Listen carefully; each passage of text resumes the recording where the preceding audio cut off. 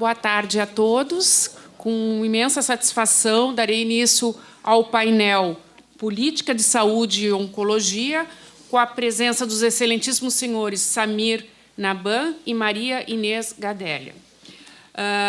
Iniciaremos com a palestra do Dr. Samir, que é graduado em Medicina pela Universidade Federal do Paraná, residência em Clínica Médica, Hematologia e Hemoterapia pelo Hospital de Clínicas da Universidade Federal do Paraná, especialista em transplante de células-troncos, hematopoética, é isso? Pelo Hospital de Clínicas da Universidade Federal do Paraná, supervisor médico da Unidade de Transplante, Oncologia e Hematologia do Hospital de Clínicas da Universidade Federal do Paraná. Sem mais delongas, já passo imediatamente a palavra ao Dr. Samir. Boa tarde a todos. Primeiramente, eu queria agradecer o convite do Dr. Gebran. Para mim é um prazer imenso poder participar desse curso e de contribuir da melhor forma para essa discussão que me interessa bastante. Eu sou supervisor da Unidade de Transplante, Oncologia e Hematologia no Hospital de Clínicas, que é também o meu hospital de formação. E há pouco tempo, mais ou menos uns 2 anos, comecei a participar do Comitê de Saúde aqui do Estado do Paraná, a convite da Luciana, como representante do Hospital de Clínicas. E, desde então, tem sido um prazer imenso discutir esse assunto. Eu espero que eu possa contribuir com tudo que vocês vêm ouvindo desde quarta-feira até hoje. Então, vamos lá. Eu pus uma introdução, já que a plateia é uma plateia principalmente formada por advogados, juízes e desembargadores, então a gente vai falar um pouco a respeito do assunto em si, mas na sequência nós vamos entrar nos assuntos que mais nos interessam e mais nos preocupam, né? Então, o câncer é um conjunto de mais de 100 tipos diferentes de doenças. Tem um crescimento desordenado de células anormais com potencial invasivo. Alguns tipos de câncer eles podem ser evitados pela eliminação da exposição aos fatores determinantes, como é o exemplo do tabagismo para o câncer de pulmão. E se o potencial de malignidade for detectado antes de as células tornarem-se malignas ou na fase inicial da doença, o tratamento ele é mais favorável e também tem a possibilidade de cura. Como a gente vê o câncer e quais são as estimativas e as perspectivas dessa doença no mundo? Então, as estimativas mundiais da Organização Mundial de Saúde, em 2012, falavam sobre 14,1 milhões de casos novos de câncer, 8,2 milhões de mortes por câncer e 60% desse montante nos países em desenvolvimento. Por isso, tão importante seria que nós tivéssemos sempre o aprimoramento das medidas preventivas. A perspectiva para 2030 é que esse número seja de 21,4 milhões de novos casos, 13,2 milhões de mortes por câncer, levando em consideração o crescimento e o envelhecimento da população, a redução da mortalidade infantil e das mortes por doenças infecciosas nos países em desenvolvimento. Então, essas taxas tendem sempre a crescer, e com isso, infelizmente, os problemas que a gente vai falar adiante. Em relação à carga dessa doença por tumor, a gente tem uma publicação recente dessa revista importante de oncologia, que fala, então, nessa primeira imagem do mapa, a gente fala principalmente sobre as diferenças em termos de incidência, levando em consideração raça, sexo e etc., de diferentes tipos de câncer em 195 países diferentes. Se a gente olhar para o Brasil aqui no mapa, a gente vai perceber que as taxas aumentaram em torno de 0 a 10% nos últimos 10 anos. Esse segundo mapa, ele mostra a diferença da mortalidade.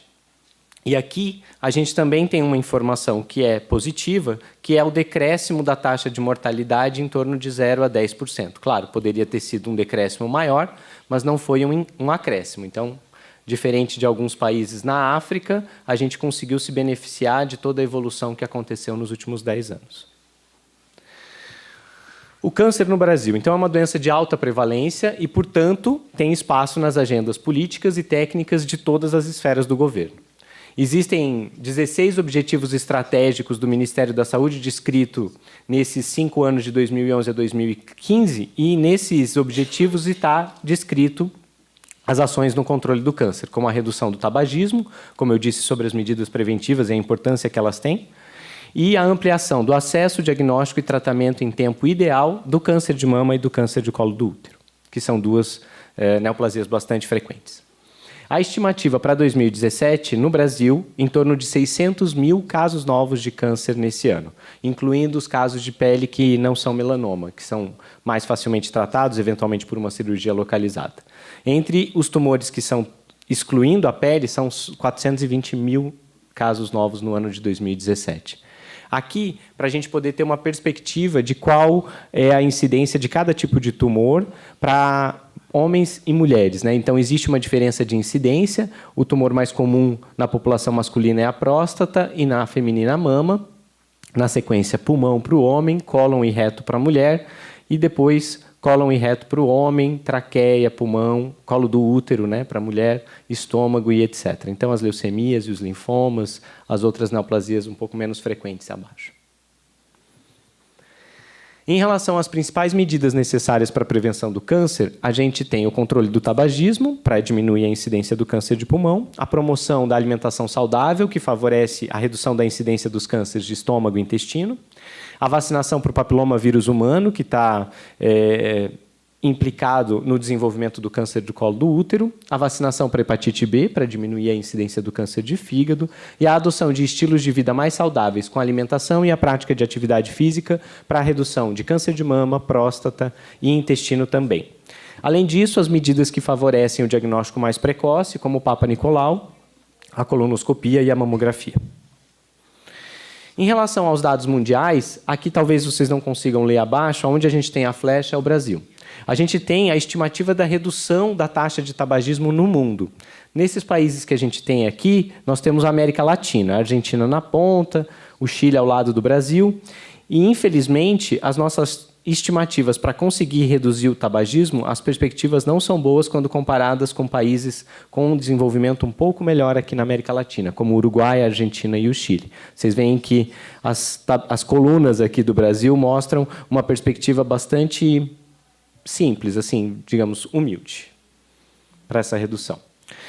As diferenças, então, que resultam numa maior disparidade entre o atendimento dos pacientes com câncer no Sistema Único de Saúde e na saúde suplementar, são alguns que eu listei nesse diapositivo. Então, o exame clínico das mamas, ele é realizado somente em 21% das mulheres uma vez por ano, né? Então, uma taxa muito inferior ao que se esperaria.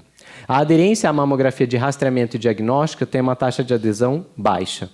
A velocidade na investigação diagnóstica, que acontece no sistema público, é menor. A rapidez no acesso ao tratamento também. E o acesso à radioterapia, já que esses aparelhos são insuficientes para atender o serviço público, somente 40% dessa população consegue acesso à radioterapia quando deveria. E o acesso a novos tratamentos, que é uma dos assuntos que a gente vai abordar na sequência, que também faz a diferença entre a qualidade da assistência no SUS e na saúde suplementar. Bom, em relação ao tratamento do câncer, e entrando, então, mais especificamente na nossa discussão, existem, então, as diretrizes da Política Nacional de Atenção Oncológica do SUS, com a promoção, prevenção, diagnóstico, tratamento, reabilitação e cuidados paliativos. 75% da nossa população depende do SUS. Os objetivos desse tratamento são a cura, o aumento da sobrevida, a melhora na qualidade de vida dos pacientes e o controle dos sintomas que estão relacionados à doença. Além disso, os cuidados paliativos têm um papel extremamente importante e que, muitas vezes, a gente que vive a realidade de um hospital público entende a dificuldade de inserir um paciente em cuidado paliativo no contexto de um hospital de nível terciário, por exemplo, como é o Hospital de Clínicas. Em relação aos avanços no câncer em geral, e é importante que a gente passe por essa etapa da nossa discussão, já que ela é o que motiva a imensa maioria das ações judiciais em saúde. A gente tem o diagnóstico precoce, que cada vez com a tecnologia avançando a gente consegue fazer melhor. O aumento na taxa de cura com o diagnóstico nos estágios iniciais. Quanto mais precoce o câncer é detectado, melhor ele é tratado. O aumento na taxa de sobrevida, tempo de vida e controle da doença, associado à qualidade de vida dos pacientes que têm alguma neoplasia, mesmo que essa neoplasia seja incurável como um câncer metastático. E os avanços nas principais áreas do tratamento, que seriam a cirurgia, a radioterapia, a hormonioterapia, a quimioterapia e as drogas com com alvos moleculares. Eu estava olhando aqui para o slide, faltaram duas aqui que eu acho que cortou o meu slide, mas não tem problema, que seriam a imunoterapia e a terapia celular. E aí a gente começa a entrar num mundo que eu sei que é muito mais complexo e difícil para vocês entenderem, mas é impossível que a gente deixe de falar sobre isso, já que essa, infelizmente ou felizmente, é a realidade do tratamento das neoplasias de agora em diante, que são os tratamentos moleculares e que têm alvos específicos e não mais a destruição desordenada de células que a quimioterapia normalmente oferece. Aqui eu coloquei uma figura que serve só para ilustrar uma das características, por exemplo, do tratamento da leucemia linfocítica crônica, que é a neoplasia hematológica mais comum do adulto, e como a investigação de diferentes drogas de ação molecular tem acontecido baseado no metabolismo da célula. Então, aqui são pontos diferentes envolvidos no metabolismo do linfócito, e cada um desses quadrados em vermelho servem como pontos de possível ação medicamentosa para fazer com que essa célula doente morra. Então, só para vocês entenderem a gama de medicamentos novos que acabam sendo estudados, descobertos e descritos no tratamento, nesse caso, de uma única doença. Em relação à imunoterapia, ela fala a respeito de uma certa manipulação do próprio sistema imunológico do paciente. Uma das medicações que tem aparecido bastante, principalmente nas novas publicações, inclusive na mídia, com bastante propaganda a respeito disso, são as medicações que envolvem a ativação do linfócito T do paciente através da retirada de um mecanismo de proteção do tumor. Então, é como se você tirasse um invólucro da célula tumoral que impedia que o sistema imunológico do próprio paciente matasse essa célula. Através dessa medicação, esse mecanismo é possível e o sistema imunológico do próprio paciente se encarrega de destruir aquela neoplasia. Então, esse mecanismo de ação é um mecanismo de ação, claro, bastante elaborado e que a gente descreve como uma das formas de imunoterapia. E ali a gente entra também num mundo que não é a realidade do Brasil. Na verdade, hoje é uma realidade somente no cenário da pesquisa clínica. Dentro do Brasil, a gente não tem nenhum laboratório que faça esse tipo de manipulação ainda, mas é o que a gente mais tem visto nos congressos, principalmente de hematologia, que é a minha área de interesse, que é a terapia celular, que são as células T-CAR, que são células consideradas carreadoras do gene alterado e do clone, capazes de identificar o clone de maneira seletiva. Então, através de uma manipulação das células T do paciente, que são separadas, elas são estimuladas a atacar o tumor externamente e depois infundidas novamente no paciente para que encontrem a neoplasia e destrua. Ela já tem vários trabalhos com eficácia, principalmente nas neoplasias hematológicas de linfócitos B. Então, esse provavelmente eu coloquei ali Admirável Mundo Novo, porque é algo que parece ficção científica, mas que está acontecendo aqui do lado da gente e logo para a gente também.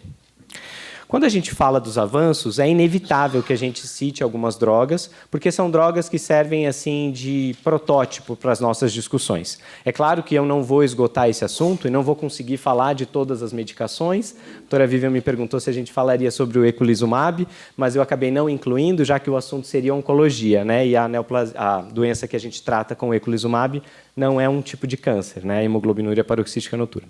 Mas eu citei alguns exemplos aqui na minha apresentação que servem para ilustrar como o médico oncologista em atendimento de pacientes que estão no Sistema Único de Saúde encara e interpreta a disponibilidade da droga, os estudos clínicos e etc. Então, mais ou menos nesse sentido que eu coloquei algumas das medicações. O rituximab é uma medicação aprovada pela Anvisa já há algum tempo. É um anticorpo monoclonal anti-CD20 que está indicado no tratamento dos linfomas não Hodgkin e da leucemia linfocítica crônica. Essa imagem serve principalmente para ilustrar o mecanismo de ação. Aqui é um linfócito B e o CD20 é uma proteína que fica na superfície da célula. E o anticorpo monoclonal ele consegue identificar a presença dessa proteína e destruir especificamente aquela célula. Então, não há necessidade assim, de se preocuparem com todo o contexto do slide, é mais para a gente poder mostrar que a informação da bula traz essas duas indicações, o linfoma não Hodgkin e a leucemia linfocítica crônica. Entretanto, apesar da gente já ter evoluído dentro do contexto das APACs, que conferem condição suficiente de assistência aos pacientes com linfoma não Hodgkin, difuso de grandes células B e linfoma folicular, infelizmente, tudo que está em vermelho e que já estava presente na bula do medicamento não está coberto dentro da APAC do SUS. Então, existe uma discrepância entre aquilo que a Anvisa aprovou com aquilo que a gente disponibiliza no acesso aos pacientes atendidos pelo SUS. Aqui é para exemplificar o nível de evidência que a gente utiliza na indicação e o que faz a aprovação dessa droga e a indicação que a gente vê na bula. Eu coloquei somente os estudos relacionados à leucemia linfocítica crônica. O grupo alemão é um dos principais grupos de estudo dessa doença, mostrando os ganhos de sobrevida livre de progressão e de sobrevida global dessa doença, que é considerada uma doença crônica. Então, atingir estatisticamente significativo uma diferença de sobrevida global numa doença como essa é algo extremamente relevante. E aqui mostra claramente que o acréscimo do rituximab fez esse impacto nos dois parâmetros, sobrevida livre de progressão e sobrevida global, isso publicado desde 2012. Em relação ao câncer de cólon, a gente percebe, então, que os pacientes têm a disponibilidade de uma colonoscopia a partir dos 50 anos como medida preventiva. A doença localizada tem uma sobrevida alta, 54% a 95% se for identificado precocemente em 5 anos. O câncer coloretal metastático, entretanto, vai acontecer em 60% dos pacientes, e somente 10 estarão vivos em 10 anos. Houve um aumento da sobrevida global dessa doença, de 14,2 meses para 29,3 meses de mediana de sobrevida, por mudanças profundas estão relacionadas, então, principalmente a qualidade das cirurgias de ressecção de metástase hepática e avanços mesmo na quimioterapia, que a gente considera como um método tradicional de tratamento. O uso da quimioterapia faz com que a sobrevida mediana desses pacientes com câncer de colo retal metastático seja em torno de 20 meses. E a associação com anticorpos monoclonais em diferentes linhas de tratamento traz esse número de 20 para 30 a 34 meses de diferença. Então, existe, de fato, um acréscimo na associação de novas drogas para o tratamento do câncer de colo. Aqui, a gente tem isso na forma de um gráfico que mostra a evolução temporal. Então, aqui a gente tem a separação por períodos diferentes. O azul mais claro é o período mais próximo, mais recente, mostrando que o acréscimo de novas drogas trouxe, de fato, uma diferença na taxa de sobrevida desses pacientes. E a gente consegue confirmar isso através desse gráfico aqui embaixo, que mostra exatamente o momento em que os anticorpos monoclonais, que estão listados aqui em vermelho e em cinza, foram acrescentados e a diferença que isso fez de 2004 em diante. E aqui a gente mostra mais uma vez o aumento da sobrevida de acordo com o período em que foi avaliado. Então, isso mostra claramente que o acréscimo dessas medicações favorece a sobrevida desses pacientes de maneira indiscutível. Quando a gente fala sobre o câncer de próstata, a gente tem um exemplo também, que é a abiraterona. É um inibidor reversível da hidrolase 17-alfa, que está indicado para pacientes que progridem depois da terapia de supressão androgênica. Então, o paciente usa, eventualmente, uma primeira medicação facilmente disponível e, quando ele não responde a essa medicação, existe a indicação de utilizar essa droga.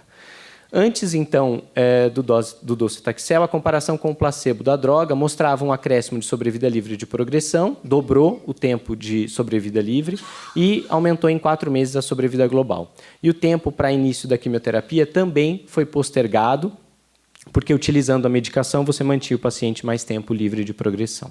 E depois de utilizada a quimioterapia tradicional, um acréscimo de sobrevida global e de sobrevida livre de progressão um pouco menor, com um acréscimo na melhora da qualidade de vida.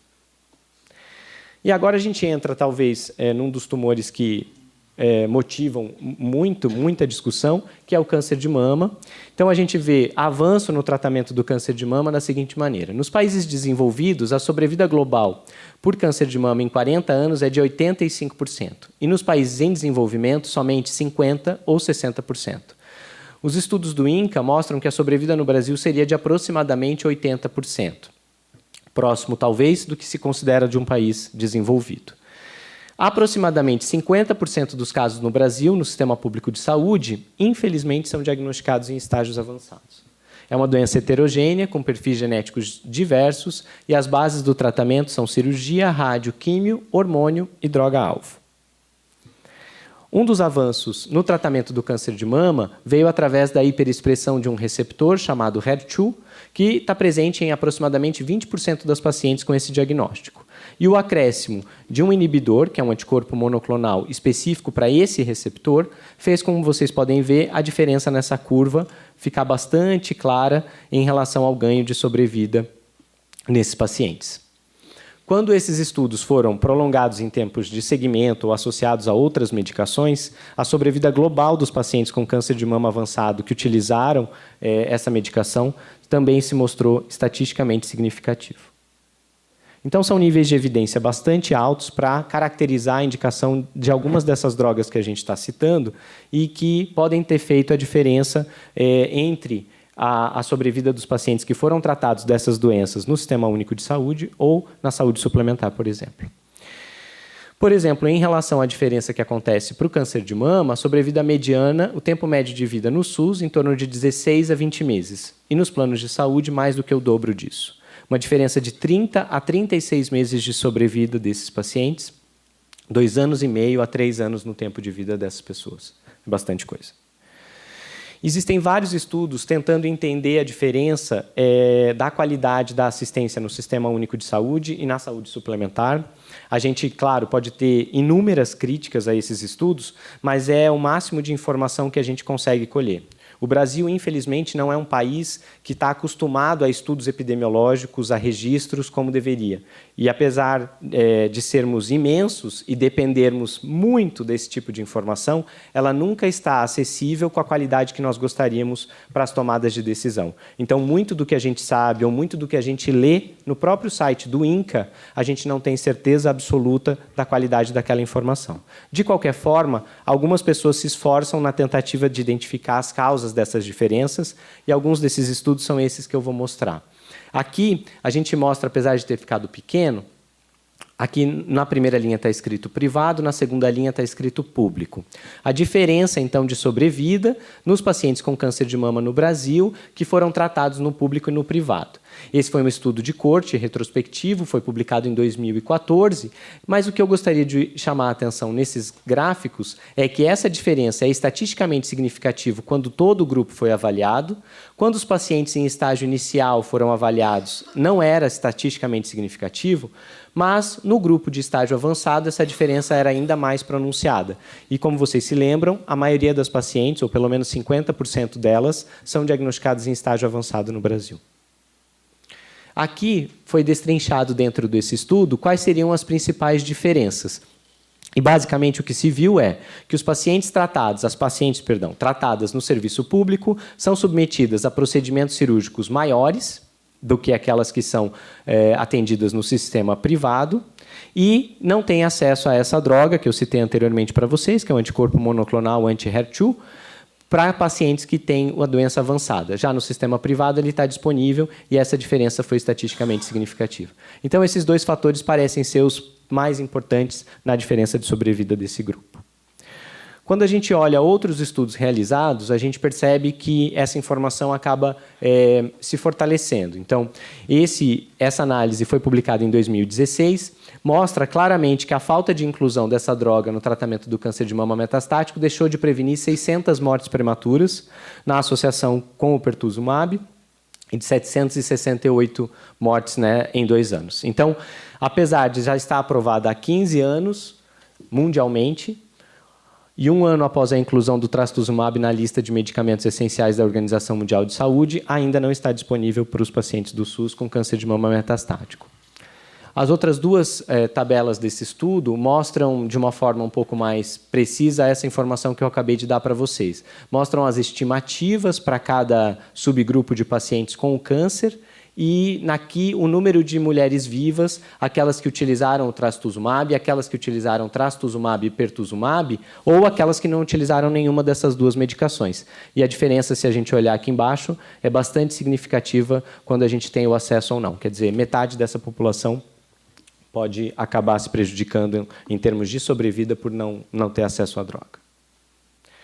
Se a gente quiser, a gente pode listar uma infinidade de medicamentos, né? Então, eu deixei esse slide só para a gente poder entender que isso não está restrito a essas doenças que eu usei como exemplo. A gente tem diversas outras medicações que já foram aprovadas pela Anvisa, quer dizer, tiveram os seus estudos reconhecidamente verificados, com um nível de evidência suficiente para que a droga entrasse no país e tivesse a sua indicação em bula, mas, infelizmente, ainda não estão acessíveis aos pacientes tratados no Sistema Único de Saúde. Apesar da gente ter aquela lista imensa, e na imensa maioria das vezes nós pensarmos, nossa, que diferença importante isso faz na vida dos pacientes com câncer de mama, com câncer de cólon, próstata, com as leucemias que eu citei, de uma forma bastante paradoxal, nós temos também aprovações de drogas em que nós saímos na frente de países muito mais desenvolvidos que a gente, como é o exemplo do blinatumomab, que foi aprovado em abril, agora aqui no Brasil, que é uma droga que é especificamente para a minha área de interesse, utilizada no tratamento da leucemia mieloide aguda, na leucemia linfoblástica aguda. É um anticorpo monoclonal, como os outros que eu citei. A diferença é que ele tem 2 sítios de ligação diferentes, então ele usa 2 proteínas na membrana da célula para poder reconhecer a célula doente e combater a leucemia. Um mecanismo de ação extremamente significativo e o aumento da sobrevida não passa de 4 meses. Então, 3,7 meses de sobrevida entre os pacientes que utilizaram a quimioterapia convencional versus os pacientes que utilizaram o blinatumomab.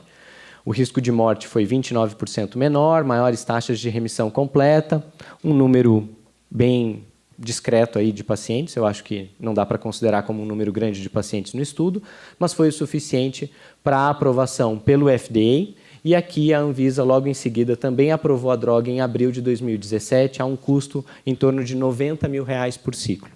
Então, esse tipo de avaliação daquilo que deve entrar ou não deve entrar no país, aquilo que é estatisticamente significativo ou não, acaba dificultando o nosso processo como um todo. Países como o Canadá e o Reino Unido, que fazem a sua avaliação de aprovação baseada na custo-efetividade da droga, ainda não aprovaram essa medicação, mas aqui no Brasil ela está disponível e, infelizmente, esse é o tipo de coisa que aumenta a judicialização que a gente vem discutindo. A gente tem muitas discussões em fóruns de saúde a respeito de judicialização em saúde. Nesses fóruns, a gente tem a sociedade envolvida, médicos, o governo. E o desafio é elevar o padrão do atendimento no SUS, encontrar um caminho socialmente justo e financeiramente viável para que os pacientes possam ter acesso. A Comissão Nacional de Incorporação de Tecnologias deixou de incorporar nos últimos anos devido a alto custo das novas medicações. E, de fato, essa é uma discussão que não pode faltar entre os prestadores de serviço, governo, saúde suplementar e a indústria farmacêutica com os valores exorbitantes que as drogas são comercializadas. As medicações são reconhecidas no mundo inteiro, com eficácia e segurança comprovada, aprovadas pela Anvisa e não incorporadas no SUS. Existe a alegação de que a evidência científica é insuficiente para o benefício ou a falta de análise de custo-efetividade ou documentação incompleta na apresentação das drogas. Esse é um dos exemplos que a gente vê da descrição entre aquilo que eu falei sobre o avanço no tratamento do câncer de mama HER2 positivo e aquilo que nós temos no protocolo clínico de diretrizes terapêuticas, publicado a última edição em 2014. A doutora Maria Inês é uma das editoras, né, desses protocolos. E aqui a gente tem, então, que os dados disponíveis não foram considerados suficientes para justificar a incorporação da droga no tratamento do câncer de mama metastático. Então, infelizmente, tem essa diferença entre as interpretações e aquilo que a gente coloca à disponibilidade. Nós não somos o único país que atende uma população imensa de uma forma pública e gratuita, né? Então, a gente tem outros exemplos fora daqui, de países bastante grandes, com números relevantes de pacientes tratados, e que conseguem fazer essa análise de custo-efetividade. Se vocês perceberem a diferença entre as nossas agências e as agências desses países de medicina socializada, eu coloquei o exemplo do Canadá, do Reino Unido, da Austrália e o Brasil aqui com a Conitec. Então, a gente tem, principalmente, a diferença em relação à falta do estabelecimento do limite do custo-efetividade que as coisas devem ter. Então, a gente falava agora há pouco, numa discussão informal aqui, enquanto não começava a sessão, de que é super complicado no Brasil a gente saber o preço e o valor de cada coisa. né? Eu sou um médico transplantador e, nesse momento, a gente passa por um período de crise econômica dentro do Hospital Federal, que é o Hospital de Clínicas, e ninguém sabe dizer quanto custa o meu transplante, quanto custa cada paciente, se eu dou lucro, se eu dou prejuízo. Ninguém consegue dizer isso porque esse controle não se faz de forma adequada. Com isso, a gente nunca vai saber se vale a pena investir pesado no início do tratamento, no tratamento adequado desses pacientes, para que eles não recaiam no futuro e a gente entenda, como entende o Canadá e o Reino Unido, que custo-efetividade deve impactar na política pública de saúde. Eu coloquei o exemplo do site do NICE porque, na minha opinião, é o melhor exemplo de todos pela clareza e pela transparência como o processo acontece. Dentro desse site, os ingleses conseguem entender por que aquela medicação foi ou não considerada viável no tratamento da sua doença, quais foram os impasses que surgiram, e fica extremamente fácil para qualquer pessoa, mesmo não médicos, entenderem o processo como aconteceu e valorizar a tomada de decisão e a política nacional de saúde que é adotada naquele país. Não existe tudo disponível na Inglaterra, né? Tem várias medicações que, eventualmente, nós vamos ver e vocês autorizam nas judicializações a serem utilizadas aqui no Brasil e que não são utilizadas na Inglaterra, porque foram consideradas não custo-efetivas e não houve uma negociação viável com a indústria farmacêutica para compra num valor adequado. Então, tudo isso é levado em consideração e isso eu recomendo sempre, quando a gente participa aqui nas discussões do comitê, que as pessoas acessem o site, porque é muito simples de acompanhar e entender essa discussão por ali. O resultado, então, da falta da incorporação das novas drogas é o menor tempo de vida dos pacientes do SUS, a restrição na escolha do melhor tratamento pelo oncologista, gerando, claro, um conflito ético. Por muitas vezes, a gente é confrontado pelo empregador, né? São Paulo tem um exemplo muito claro disso. Um dos maiores centros de tratamento oncológico na cidade de São Paulo é um centro estadual, onde os médicos são impedidos de prescrever qualquer medicação que não esteja prevista pela PAC, pelo simples fato de que o Estado não vai se responsabilizar pelo pagamento do que a judicialização vai trazer. Nesse momento, o médico revogou aquilo que ele prometeu quando se formou, em oferecer o melhor atendimento para o seu paciente, e assumiu que o seu empregador sabe mais e definiu corretamente aquilo que ele deveria fazer. Então, ele tem um conflito ético bastante importante cada vez que você pensa naquilo que existe, naquilo que você faria, por exemplo, para sua mãe ou para o seu pai, que parece um argumento muito banal, mas que, do ponto de vista ético, é algo que a gente não pode desconsiderar, e aquilo que você oferece. Quando a política pública de saúde se torna não clara, esse conflito fica maior. A formação deficitária, então, de novos oncologistas e hematologistas, a maioria de nós são formados em centros públicos e não têm acesso às drogas que estão sendo incorporadas e utilizadas fora do sistema público, né, para se aprender a utilizar o remédio. E aí a judicialização da saúde. O governo estadual sobrecarregado, o estoque de drogas com demanda não bem dimensionada e maiores custos na compra, e os relatos de casos de desperdício de dinheiro e na dispensação de medicamentos pelo governo federal. A gente, na verdade, passa por vários momentos em que pensamos coisas muito diferentes, né? Médico, advogado, juiz, governo e etc. O fato é que essa afirmação de uma advogada, uma professora de Direito do Espírito Santo, e que a gente encontra no site do Conselho Regional de Medicina aqui do Estado, para mim parece clara e muito em conformidade com o que todos nós pensamos. Né? Então, a judicialização promove a desorganização do sistema, privilegia uma política de saúde de caráter individual e não coletivo, transfere para quem não tem a competência técnica o poder de definir prioridades em saúde, quebra a lógica da participação social em saúde e gera impacto nas finanças públicas e quebra as políticas já instituídas. Nenhuma pessoa vai discordar disso. Independente daquilo que eu tenha dito aqui hoje, todos nós acreditamos que a judicialização é o pior caminho. O único vilão não é a oncologia. Na verdade, existem várias outras drogas, aqui o eculizumab no topo da lista, mas existem várias outras drogas que não estão relacionadas à oncologia, e vocês viram isso nos últimos dias aqui, provavelmente com a discussão de outros assuntos.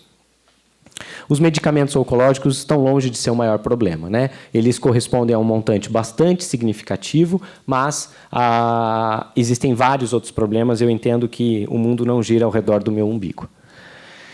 Aqui, no Paraná, a gente tem participado com bastante empenho e com bastante satisfação de um núcleo de apoio técnico dentro do Hospital de Clínicas. O núcleo tem o objetivo de formular o parecer técnico baseado em requisitos gerados durante o processo, após análise dos dados clínicos descritos pelo médico prescritor e, eventualmente, também pelo perito nomeado pela Justiça. No Hospital de Clínicas, nós direcionamos todas as solicitações para médicos especialistas, professores universitários, para que a gente possa qualificar a decisão judicial, utilizando a medicina baseada em evidência de forma sistemática e imparcial. Uma das médicas da nossa equipe, que é a doutora Karina Viana, tem participado de discussões com oncologistas dentro do Estado. Uma delas aconteceu em Londrina, em que o objetivo era estabelecer um sistema onde a prática da oncologia fosse ética, tanto no SUS quanto na saúde suplementar. Então, a discussão de tudo que está previsto ou não e tudo que deveria estar acessível ou não, para que essas solicitações chegassem à Conitec.